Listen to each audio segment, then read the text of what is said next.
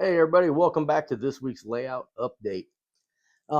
So I talked about planting these apple trees over here at the Robinson house last week. Well, what I don't remember about these trees, or what I didn't remember about these trees, is that this base right here does not pop off like the JTT trees. So I had to cut this base off and kind of angle it at the bottom here, and then poke a hole in with my handy tool, and then literally stab the tree into the ground. But I like the way this looks. I like all the apples on the ground. Um, oh man, I gotta get used to this gimbal. But I think this will be a good spot to put a couple of deer, and I think it's gonna be pretty cool. So today is Saturday, the 28th. You should be watching this on Saturday or Sunday, the 29th. That's my wife's birthday, so I'm gonna film everything tonight and put it all together. I've been setting up everything for the last few days to get it ready to talk about all my cool stuff I bought and all this other stuff. So let's get into this. So here's another week gone by that these trees have not been affected by open windows, the dog jumping around, me in here running trains, and the windows being open or anything. So once again, who knows what happened with these trees? But I want you to look down at this.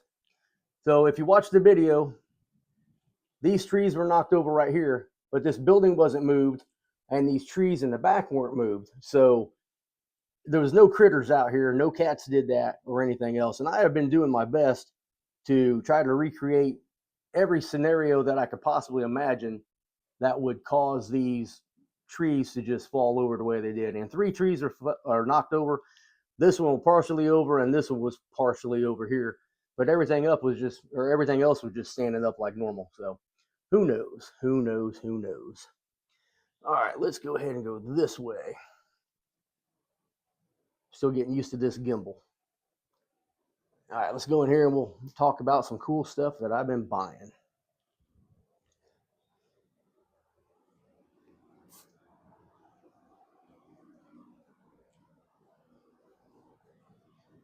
All right, just a friendly reminder, I have these wood kits for sale. No one's really expressed any interest in them. And I'm going to assume just because, it's hard to incorporate somebody else's building, especially some real nice buildings like this, into your layout. But I talked to Joe today, and he was really happy with the video last week that I put out, or maybe the week before that I talked about these. And he told me just hang on to them, and if we can get them sold, we can get them sold. But these are absolutely beautiful kits. So if you're interested, make me an offer. Send it to HO Scale Model Trains 2022 at gmail.com, and we can start negotiating, and maybe we can make Joe happy, because Joe's going to be in on it. I'm not the one negotiating. You're going to tell me, I'm going to text him or call him, and we see what we got going on. Now you can see some of the detail in some of these kits and how much effort went into putting these together and building these, because it's all 100%.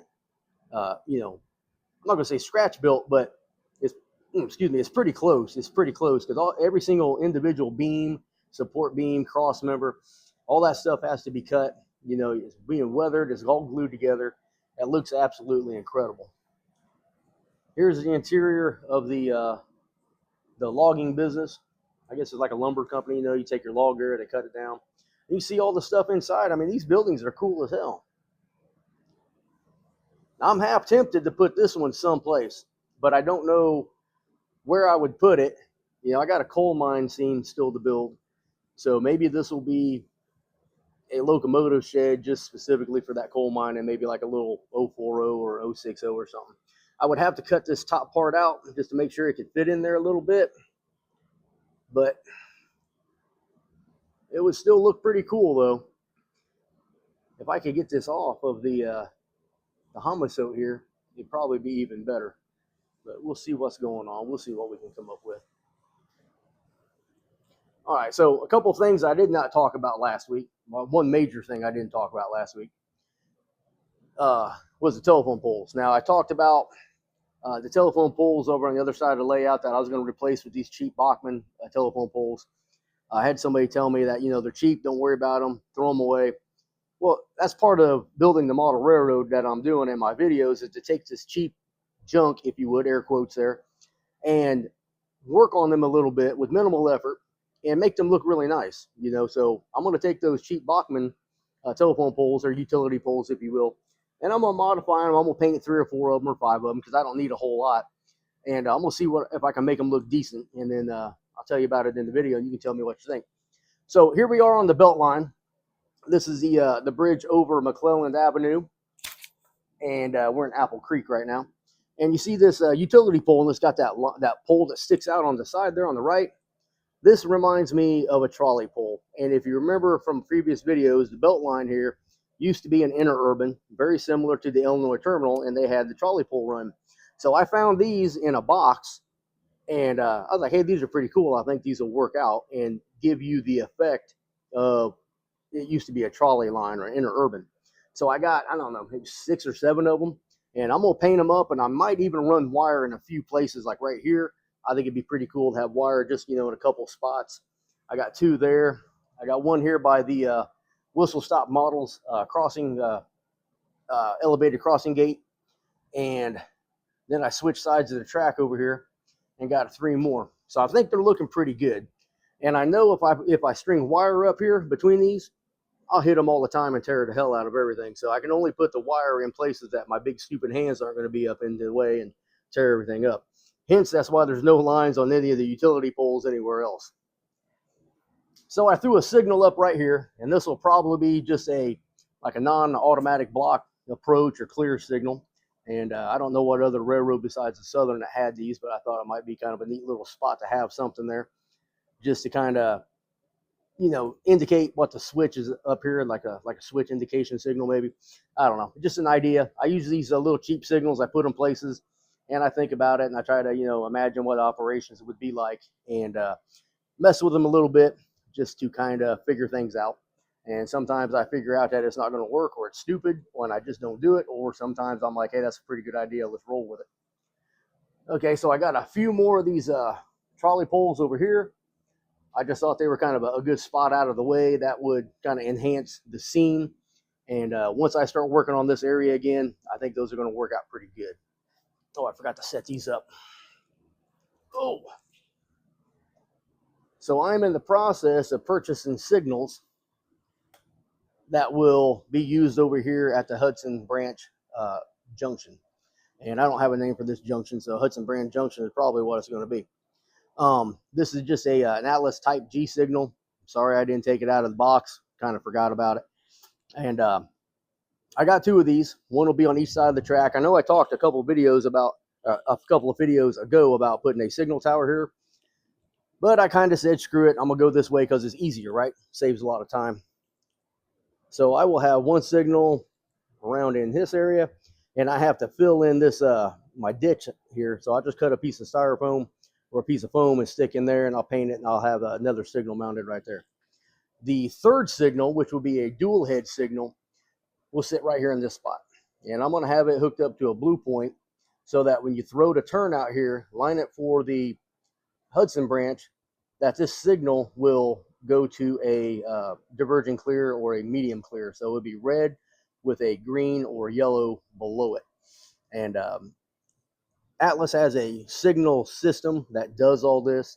There is an interlocker board that you have to have. And then every signal that you have, so I'm going to have 3 signals here, they require a separate board each. So you have an interlocker board and then 3 other boards that will all work in this area to work these signals. And at some point, I will have the infrared detectors so that when this signal throws, all the other signals will, all the aspects will properly align. And it's supposed to work on its own without that stuff, but I want more accuracy. I want a little bit more prototypical operation to my block signals, because Allegheny Midland, which is what we're looking at here, will be block signals and train order, or maybe a Form 19 running around the layout. So no real dispatcher like at a CTC board, but somebody will control train movements, you know, in and out of the yards and up the grades and to the passing siding and the industries and stuff that will be on the 2nd level that has yet to be built there in the peninsula. All right, let's go around over here. I have been buying a lot of stuff, and I've had some stuff sent to me as well. So I'm going to talk about this box because it's right here. So John Chase at Whistle Stop Models has sent me some 3D printed items. I don't know what it is. I opened a box up. Actually, my wife opened a box because she thought she ordered something in my name. That way there I wouldn't get upset by it because Amazon shows up every day. And it turned out it was mine. So I'm not quite sure what's in there. So we're going to come back to this in a little bit, and we'll do kind of an unboxing, I guess. And then I'm going to do a little bit of a how-to or how I do. This is a section of foam that will go in around the curve over on the opposite side of the Hudson 2, Hudson 1 mine area. And this is a cut that will be on the Pensy side. I'll show you where that's going to go here in a minute. And then here in a little while, we will, I guess, paint this brown. And then we'll put down some little bit of foam on there, a little bit of earth tones and stuff like that. Use some of my custom-made coffee red dirt that I got. I've darkened it up quite a bit. And we'll just get it prepped to go over there because I want to do the basic dirt application and stuff here before I glue it to the layout, because I don't want all that stuff going on the rails because it's actually pretty close. This part will stay green, and then there'll be another piece on top of this. I'll cut that at a later date and put that on, and then do the same thing to it. So we'll run over here and check out this other stuff. See, I got some stuff sitting up here already. I'm trying to get stuff staged. You know, some people don't realize how long it takes to prep for a video. I mean, I guess a lot of people just think I come out here and wing it, and some days I do, but there's other days that, you know, I know you don't want to see the same train going by over and over and over again, so I got to switch out cars. I mean, it's taking me 2 hours just to get different trains, you know, set up to have them run by through my videos. But you're not going to see any trains tonight because I haven't set anything up because I've been busy. I've been super busy. Okay, so went to Hobby Lobby the other day, right? My wife needed a few things. I needed a few things. And for some reason, they had more trees than any other time that I'd ever seen. So I bought out every single tree that they had. I think I dropped $100 on trees. So I'm going to use these tall trees. I'm going to put them over by the Hudson 2, and between Hudson 2 and then the Hudson 1 and 2 tracks back here. I'll show you just a second. These medium trees, these 4 to 5 inches, I'm going to use on the new portion next to the tunnel that I'm about to show you. And then I got all these cheaper trees. They're like 2 inches tall. They come in a pack of 12, and it's like $11. So there's not too bad, about what, 80, 90 cents a piece. And they'll be on top of the foam, probably about 4 inches high, but they will match most of the rest of the trees that are in there, a little bit taller maybe. Went to Mike's Strange today. Jackie ordered me some express ballast. This is about $30, $32, something like that. It's a half a gallon, so I should have an absolute ton of this to go around. And I used a real dark gray and a lot of black mixture in there to make it look like there's a lot more coal and whatnot that's in there. But I really like this aggregate ballast, and it's pretty awesome stuff. Also picked up some this clump foliage. It's all foam, of course. I got some dark green, medium green. I'm going to use these on the portions of the mountains and whatnot that are supposed to be further away, and use the lighter colors up close. All right, let's go over here and look at a few more things. Haven't done anything over here since the other day, but I can tell you, hey, I just found my pointer. This thing disappears all the damn time. So those tall trees, those 5-inch, 6-inch trees, I'm going to put a couple more right here to help hide this area. So when you're down low, you won't see a whole lot back here. And at some point, some of those 5-inch trees will be in this area to help hide and camouflage all this. Because once again, I'm going to use that word illusion. I want the illusion to be that there's nothing back here but trees and forest. And then, you know, this green back here is a mountain and all that stuff.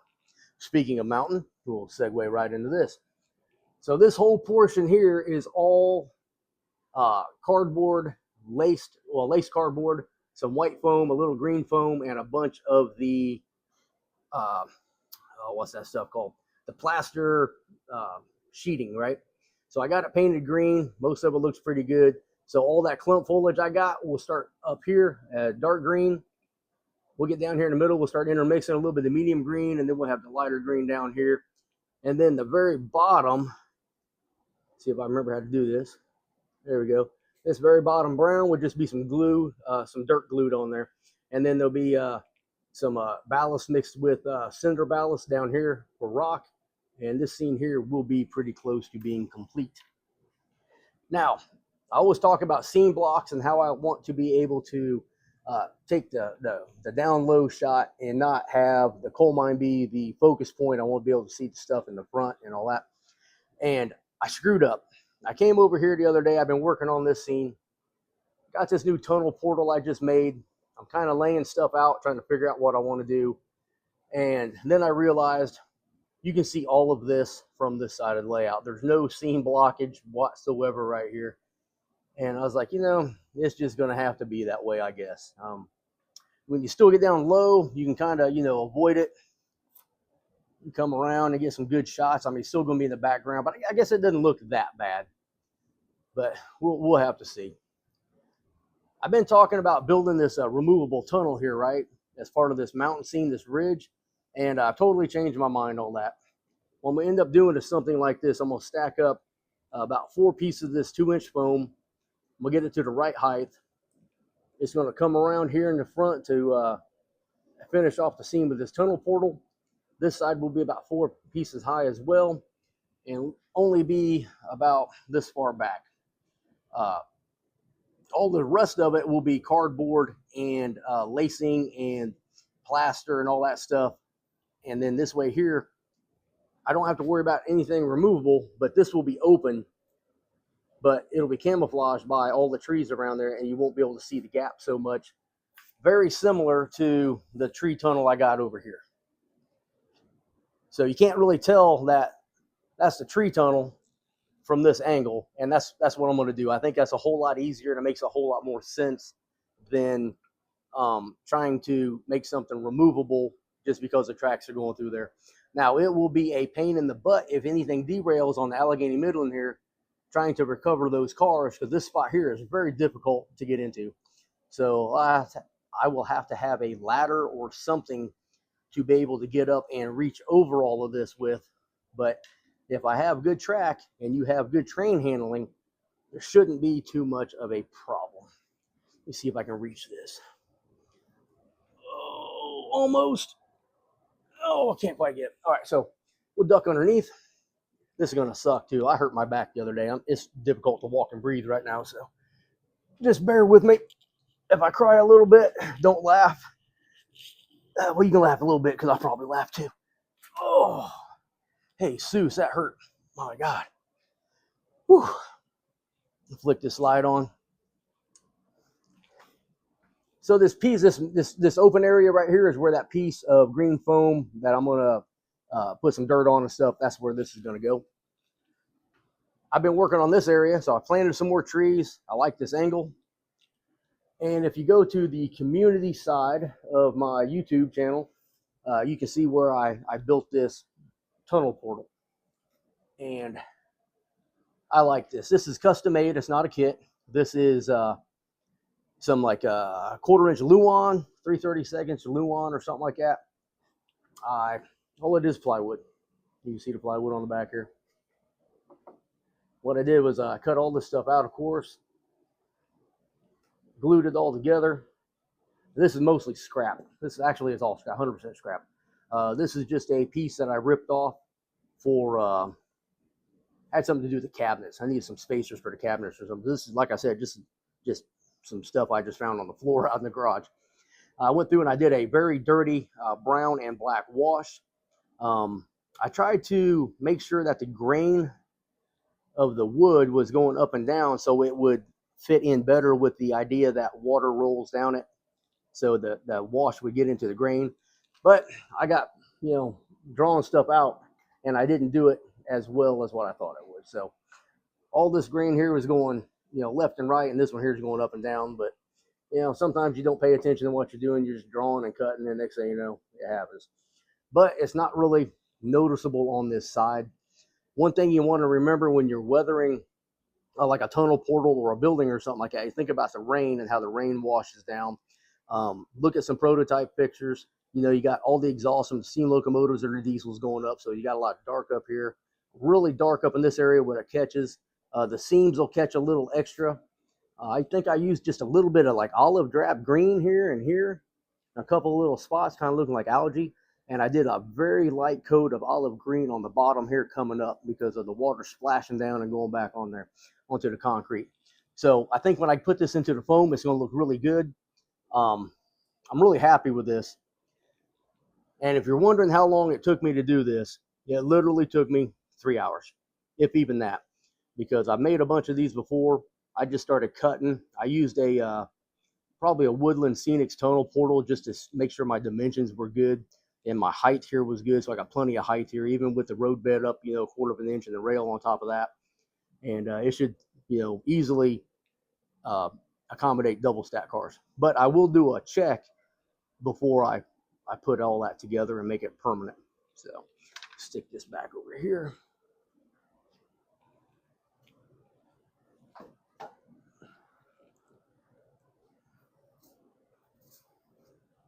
But I think it's going to look pretty good. It's hard to see in this spot because it's a little bit darker. Come on, gimbal. There we go. But I think it's going to have a pretty cool look when the trains exit. And, it doesn't have to be perfect because it's not in the best viewing area. But I think it's going to work out pretty good. I'm liking it. And I know I say that a lot, but, there's times when I say it sucks too. And I can tell you a mistake I made right here. And I got this guy, Charlie, beats me up about every other video about how I should have took this road crossing, made it more of an angle this way. Well, I didn't. And it's not going to change because I didn't want to take away from a parking lot in this area here. So this is just going to have to be where it is. And this is going to be a tight turn. And it's not prototypical, but you know what? I think it looks good from a modeling standpoint. I got my cross bucks in. I got whistle posts in. I am still going to take these trees out. I don't like these trees, but when you look, come on, work with me, gimbal. There we go. When you look this way, I like the way it looks. And to me, it looks just fine. It's going to be okay. It could be better a little bit, but I don't think it looks that bad. I think it's going to be all right. Now, let's talk about this depot real quick. On the community side, a couple weeks ago, I posted that I had this old Lifelike snap together kit, right?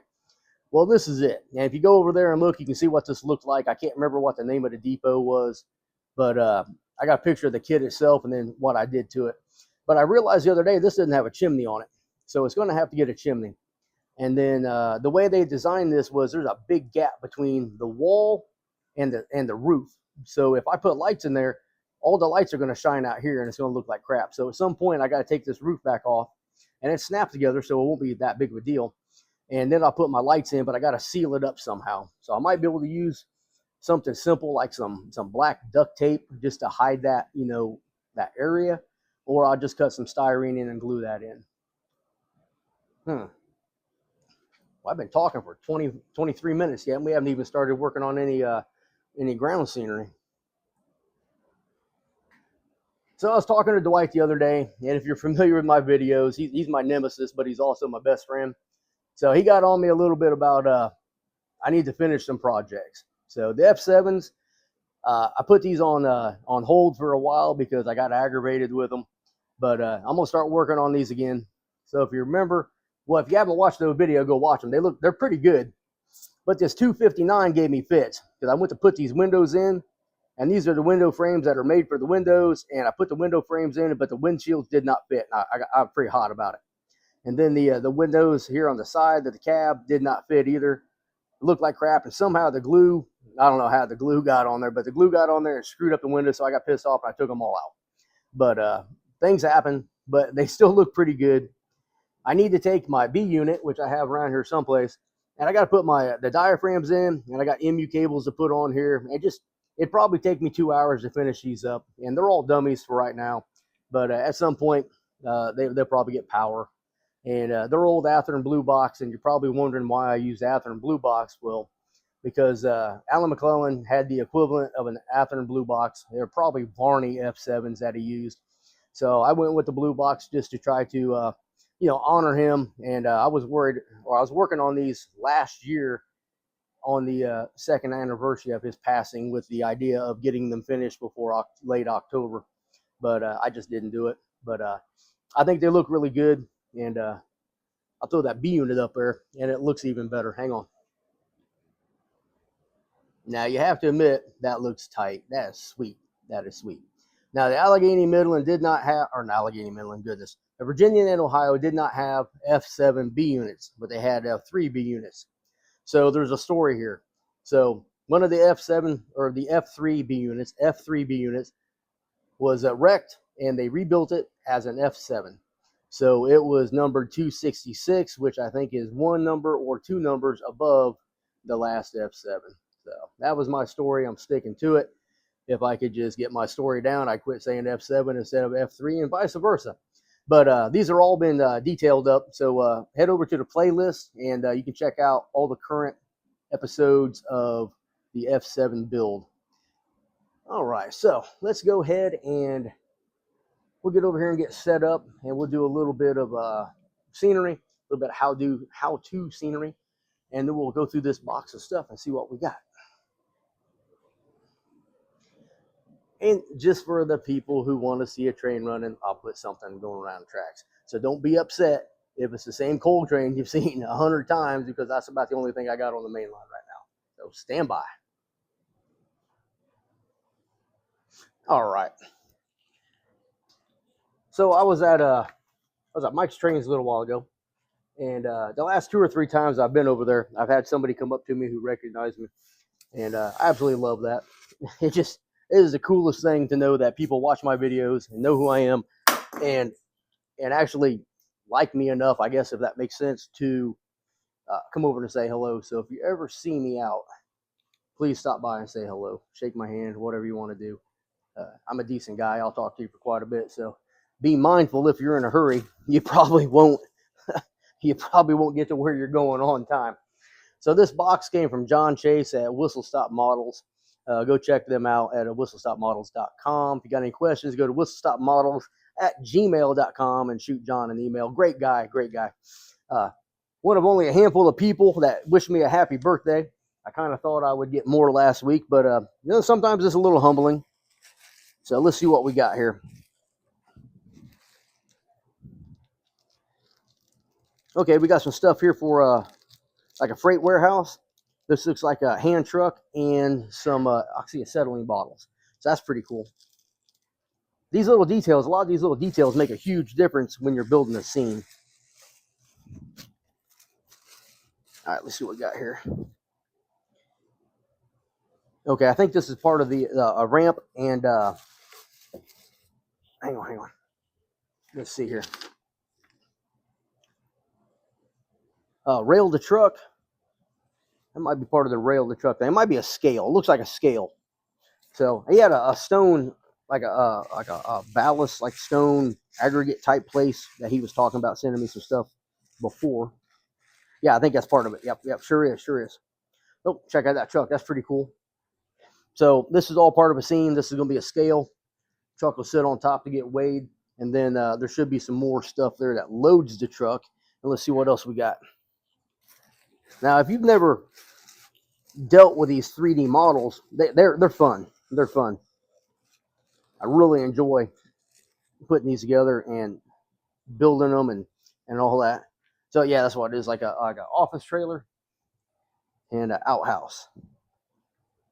So one thing about these is once you take them out of the box, make sure you don't put them in the light, because if they're in the sun, they're going to warp and it's going to mess with the curing process. At least that's what I was told. Yeah, that's pretty cool. I like it. I like it a lot. See what else we got. Now, I also get a lot of 3D products from Eric Ernest at ericernesttrains.com. And I have a whole series of videos planned for that. Now, all these parts here are going to be part of my rock quarry in the future. So I'll start working on these. I'm going to have to schedule out some stuff that I'll work on, because it's going to take me a little while to get to this stuff here. But I'll put them in a box for a little bit, and and then when it comes time to start working on it, I'll have them all handy. Yeah, these are really nice. Now, he has N scale, and I think he has O scale as well. That's John Chase at whistlestopmodels.com.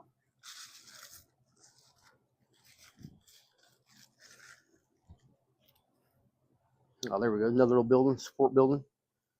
See, he's even got the electrical boxes and stuff on the outside, so you don't have to buy any additional details.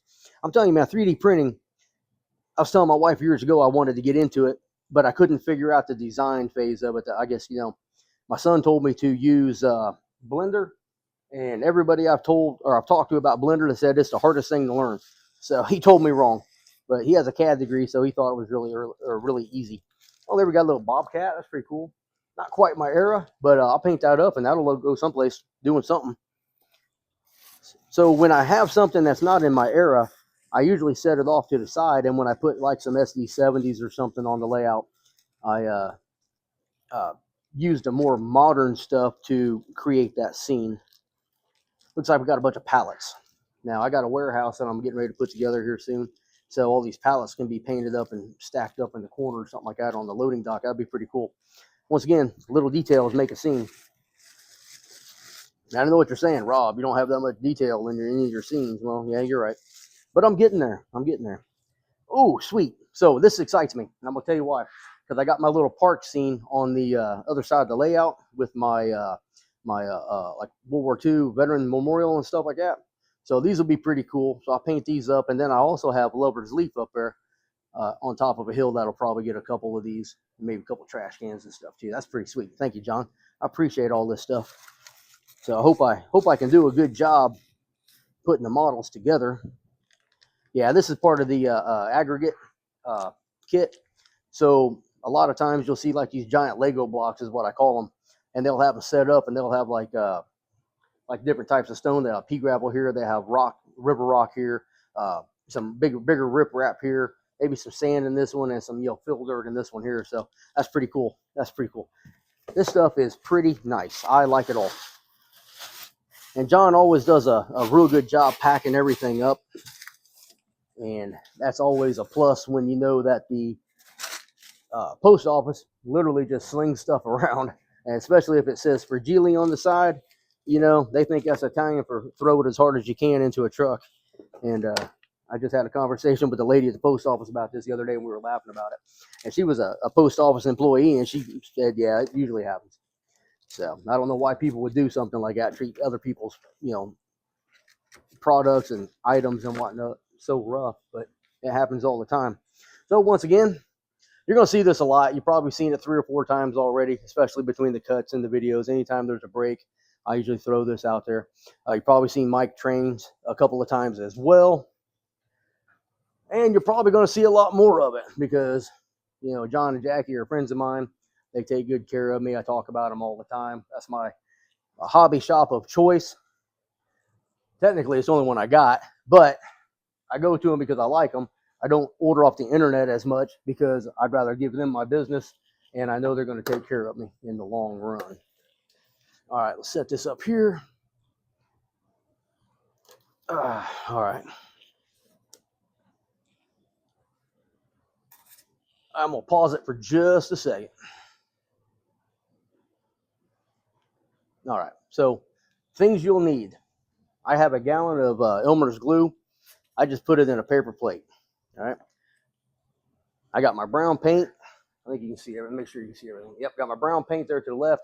I have all the scenery stuff that I need, and I have my paintbrush. I got spoons. I got my blended turf. I have my underbrush. I have my coarse turf. We're not going to use any underbrush. I'll stick that up there. And I have this mixture. It's not Temptations, but I have this nice little container. Okay, so let's talk about my wife. So my wife supports my hobby by giving me every single little container, every single spool. She's always asking me, can you use this for your model trains? And, we spoil the hell out of our cats. We got 8 of them. They get treats every single morning. It is ridiculous how spoiled they are. So she gave me this little bucket, and it's got a lid, and I poured all my green like turf and like the fine I guess it's like a fine green turf, and I got like 2 or 3 different colors here. So I put it all in here, and I just shook it all up, and I blended it all together, and this thing is awesome. I can't really tell my wife how awesome it is because then she's going to give them all to me, So I just got to kind of keep her in check a little bit because she knows she's awesome, and otherwise, if I tell her too much, it's going to go to her head. So remember that, guys. You can give your wife compliments, but don't go overboard because then she's going to expect it all the time. But come back for more marital advice next week. I am on wife number 3, so you may not want to pay any attention to me at all. Okay, so what I'm gonna do is I'm just gonna paint this section here. Now I did not stir this up. All I did was shake it up because why? Because it's not a wall in my house, and it is just going on here and it's getting covered up anyway. So it doesn't matter if it's 100% shook up or anything like that. It's going to be just fine. Now this is this parchment paper or something like that with the slick side up, so the paint won't stick to it when it dries. Supposedly, it still does a little bit, but not too bad.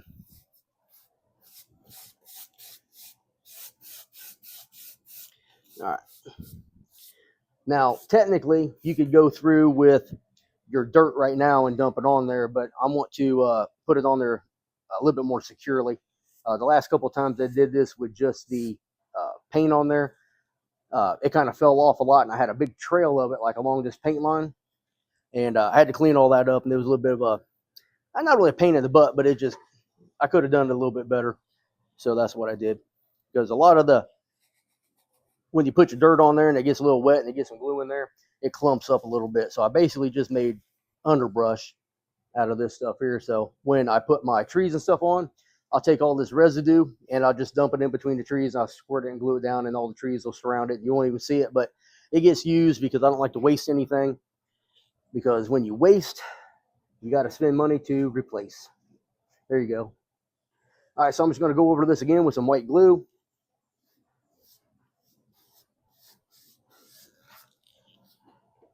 You can technically mix your paint and the glue together, I'm pretty sure.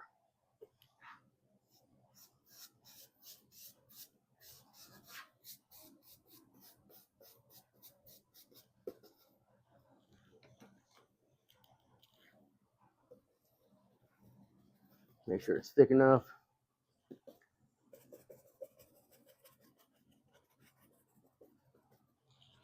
All right. Now I have a bucket of water over here. I just take the brush, throw it in the bucket of water. I hardly ever even clean the brush. But one thing I am going to do is I'm going to put this trash can over here, so when I pour this little bit of dirt out on this corner, it won't go on the floor because I get tired of cleaning that stuff up.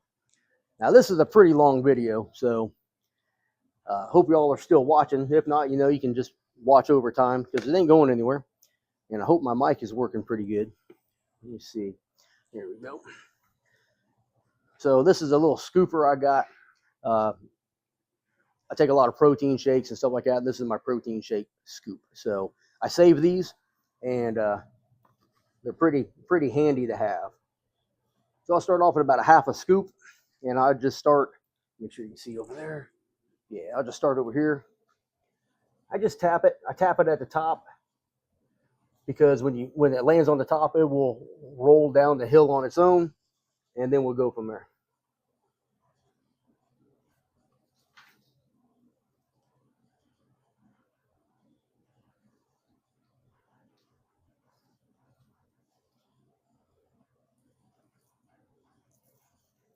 Now there's 100 different ways to do this, I'm sure, but this is just the way I do it. And you can see it sticking pretty good. Now, if you're like me, you got to have a towel handy because you're going to get glue on you or dirt on you or paint on you nonstop. So I'm a hot mess sometimes. It is what it is. It could always be worse. I feel like a 10-year-old as much mess as I make all the time.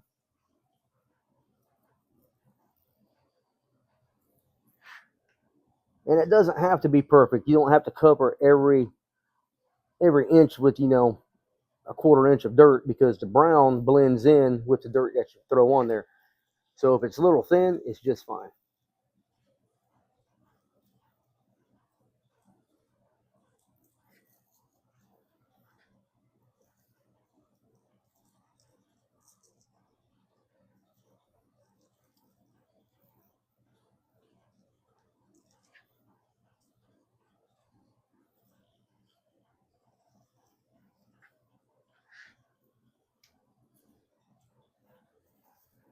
Oh, I thought it was empty. Messed that one up. That'll be all right, though. Let's see.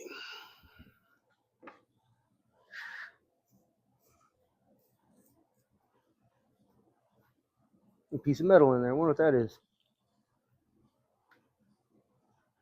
Huh. That's weird. Always something odd going on in this place.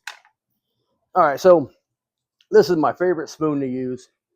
You can use a house spoon, a teaspoon, a tablespoon, whatever you want, but this is a McDonald's McFlurry spoon. They don't use these anymore. I got about 3 or 4 of these, and they're great. I think they're deep enough, and they're perfect. I like the handle too, because I got a little arthritis in my hands, and the older we get, we kind of need a little bit something extra to hang on to. So I mean, you can take, if you have arthritis in your hands too, you can take like a regular spoon and just kind of wrap it with some tape or something like that, some athletic tape, some grip tape or anything. But it works out good for me, so I like this. So what I'm gonna do now is I'm gonna take some of this blended turf, and I believe this is actually Woodland Scenics blended turf. I think I just bought this not too long ago. But I had another one that I mixed up some Hobby Lobby blended turf in that looked a little bit different, which I think is what the Temptations jug is full of. So we're just going to take this a little bit and just start sprinkling it on. Once again, work your way from the top, work your way down. The bottom portion of this is going to have a bunch of rock on it, like I've done on the other sides, to kind of be consistent with the rest of the scene. So it's not really that important you get a whole lot down here, but if you can, you can. If you can't, it's not a big deal. We can work with it.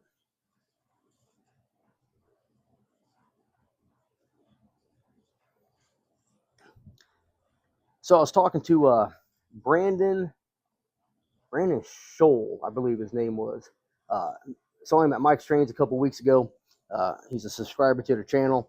Him and his wife like my videos. His wife loves when I put the dogs in the videos and all that stuff. And you might be wondering, where's the dogs at tonight? Well, Gatsby went in and got neutered yesterday, so he is in the I guess the hospitality room is what we're calling it. So my wife has a mattress in there, and she's been sleeping with him the last couple of nights to make sure he's not chewing on his incision and all that stuff. And he doesn't have a cone of shame on him, but he's got it's like a big blow up donut. So he's not really too happy with it, but he's recovering nicely. Speaking of recovering nicely, he has gained a bunch of weight. He's looking pretty good. He's getting a little cocky though. So he snapped at me the other day because I told him no because he was chewing on a blanket. He didn't like that, and we had to have a little come to Jesus moment. And then he realized Dad's serious, and that was the end of that. So him and Bones are getting along real good, except when they decide they want the same toy. So a little bit of growing pains between the two rescues, not too bad. Elvis is doing good. Elvis went out with me for my birthday last week. Had a good time. He's always popular wherever we go. All right, so what we'll do here, or what we'll do now, is move this back just a little bit.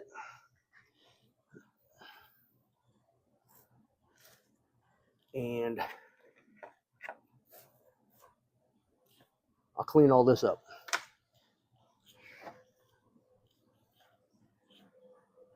There we go.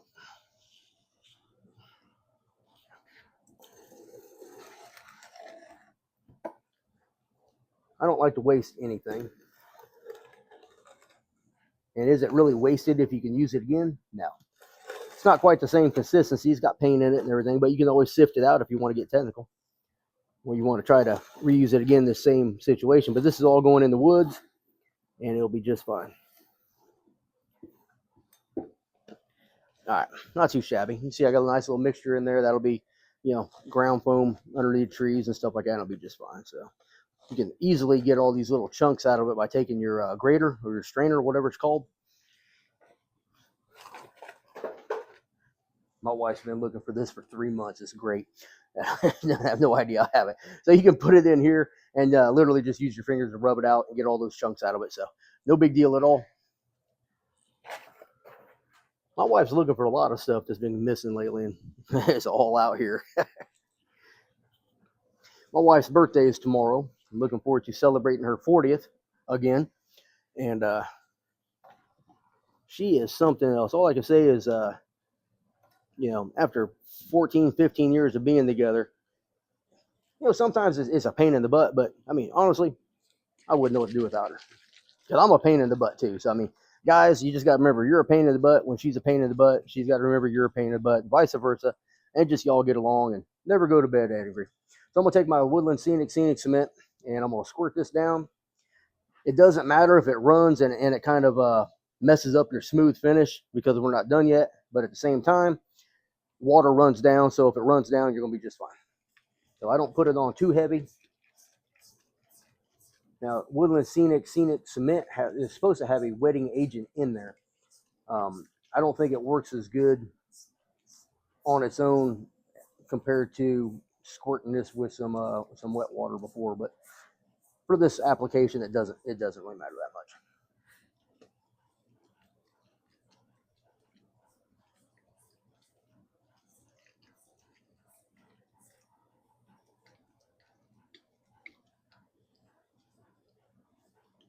I might take this and make this a separate video. It's kind of long. How long is this one so far? Oh, it's 12 minutes. Ain't bad. I'll still probably post it separate. I'll post that part of this video as an update, and I'll post it something separate. And then that way there, if you guys want to refer back to it. So we'll hit this a little bit with some of this little bit of green. And this I'm putting on a little sparingly because if you look at photos of what railroads did in fills back in the 50s, I mean, they squirted like straight kerosene or something out. I don't know what it was, but everything was freaking dead. So you don't need a whole lot of vegetation if you're modeling a transition area, because back before the EPA, I guess EPA came around in the 70s, early 70s. So prior to the EPA, there was probably all kinds of stuff being sprayed out there, herbicides and weed killers and all this other crap. And what I got to do is just do a little bit, because the fun part's going to be putting on your clumps of foam and building your what's it called, your not really like trees or anything, but like brush, like a scrub brush on there and whatnot.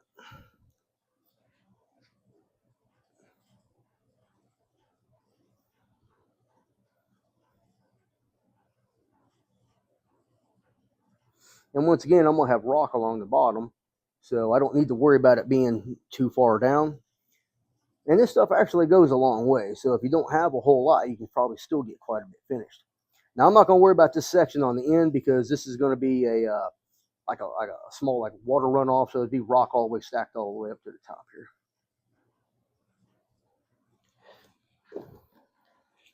I don't think that looks too bad. It don't look too shabby on camera either. All right, let's blast it with a little bit of where's my wet water? I want to use some wet water.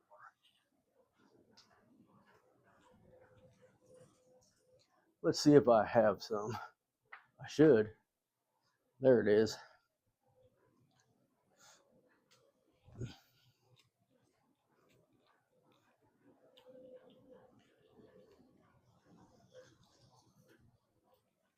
All right, so let's talk about comments. So sometimes I get a lot of comments on my videos, sometimes I don't. It's not really a big deal. It's not like I get upset by it. Every now and then I got somebody who's either a smart aleck or they just say something mean or facetious or something like that. And why am I bringing this up? Because I read a news story this week that there was a woman on the interwebs, and she rescued foxes or something like that. She had like some sort of an animal rescue. And evidently she committed suicide because of people's comments. I'm like, how can you be so mean to somebody doing something good for animals, you know? So, and I've addressed a couple of negative comments before on my channel, and I'm gonna tell you, if you say something really mean-spirited, smart ass-ish, if you would, don't be upset if I come back with something pretty harsh, because I probably will. And you know, I always say that I get tired of these keyboard warriors, because, you know, if you wouldn't say something to somebody's face, then don't say it at all. You know, Grandma always told me, you know, if you ain't got nothing nice to say, don't say anything at all. And I've lived by that. I love my grandmother, I miss her to death, and I try to be a good man. I try to be good to people. I try to be respectful to people. I try to be, you know, show everybody dignity. You know, I don't care what your religion is. I don't care what your sexual preference is. I don't care what your color of your skin is. I don't care where you came from. I don't care. It doesn't bother me. If you're happy and you're not hurting kids, I don't care. You live your life. I mean, you can be trans, you can be whatever. I don't care. It does not bother me, not one bit. But if you're hurting somebody, that's a different story. But if you got something to say and it's so harsh that somebody's going to commit suicide over, you got problems. And and I don't say you as in the people watching this video. I just mean these people out there who have nothing better to do with their life but be miserable to somebody else because they're miserable themselves. And I can't tolerate that. So I've always tried to stick up for people who are being bullied. I don't particularly remember ever being bullied myself, and I sure hope that I was not a bully to anybody else, but I've never been big enough to be a bully. You know, I was in high school, I only weighed 130 pounds. I was a cross country and track runner. You know, it's not like I was some 200-pound football player. You know, that's kind of what you think about as a bully and all, but I just cannot imagine or fathom how anybody could be so mean and say such mean things that somebody would go kill themselves over. Now, on the other hand, it's the internet, people. You're not gonna say something to me that's going to get me to the point where I want to go delete myself, and that is absolutely horrible. And I feel sorry for people that don't have the mental resiliency or the mental toughness to just turn the comments off or ignore them. You know, and there's been some people, you know, that left me some comments that I'm not gonna say they upset me, but it made me mad because, you know, once again, you wouldn't say that stuff to my face, and most people would be respectful and all that. You know, I'm not the biggest guy in the world. You know, I'm only 5'9". I'm 190 pounds right now, about 17% body fat. I'm a personal trainer. I'm in pretty good shape. Spent 27 years in the Army. You know, I have people tell me that I'm a little bit intimidating. I don't get it, but some people say that to me. And all I know is I try to be good to people, and I want people to be good to each other. So, I mean, if you have something crappy to say to me, once again, don't be surprised if I come back with something pretty harsh. And if you're somebody who's a bully or being bullied, more importantly, being bullied, let them know that, you know, it's just words. You know, sticks and stones. Everybody remember that? Sticks and stones. You know, if you're not throwing rocks at me or hitting me with a ball bat or something, you can say anything you want. It's not going to hurt me physically. I only got one feeling, you know, so if I'm not mad, I don't know what I am, because this PTSD whoops my butt every now and then. But just one of them things. So that's your lecture from Rob today. Be good to people. Be an American worthy of the sacrifices of our heroes that died for our country. So that's what it all comes down to. All right, so what do you think? What do you think? Let's see if we can zoom in a little bit. I'll quit lecturing and I'll get off my little soapbox here. Probably nobody watching right now anyway. All right, not too shabby. Now, you probably think that looks like crap, Rob. You got to believe in the process. You got to let it dry. When it dries, it may look a little different, may look a little better. And let's see what we got here. Good job, gimbal. I don't think it looks too shabby. So I have to apply the green ground foam to the other two sections that I've already done, but I wanted to do this one start to finish with you and let you see how it looks. So next week, when you come back for the video, this piece will be glued in. The other three pieces will be glued in. They'll have some caulk in between them. It'll all be seamless. And hopefully the second 4-inch section of foam will be cut and glued on top. So I guess that's about it. It's probably about a 45-minute video. I don't expect anybody to watch the whole thing at one time, but, you know, if you did, thank you. And if you keep coming back and you've watched the whole video, you know, 3 or 4 times or whatever, in 3 or 4 segments, I guess, you know, hey, I appreciate you. Once again, thank you very much for watching the videos. If you see me out in public at Mike's Trains or any other sort of model train event, or even, it don't matter where you're at, just, you know, if you see me, say hello, shake my hand. I'd love to talk to you. A lot of people that I meet, I swap phone numbers with them, and I occasionally send text messages and pictures of what I'm working on and stuff like that. I enjoy doing that and sharing my work outside of YouTube and all that stuff. And if you're ever in the Lexington, North Carolina area, I'll invite you to come over. So just shoot me an email. Let me know you can get when you're coming down. I'll give you my number. Give me a call. If it's not blazing hot outside, you know, this summer, and you can come on over and check out the layout. I like hearing people's comments and their input and all that stuff. So once again, thank you for watching. Like, comment, subscribe. I'm almost at 2,300. And come back next week and watch what I talk, or listen to what I will talk about next. I kind of messed that up. Oh, go watch those Twilight of Steam videos. I think you'll like those.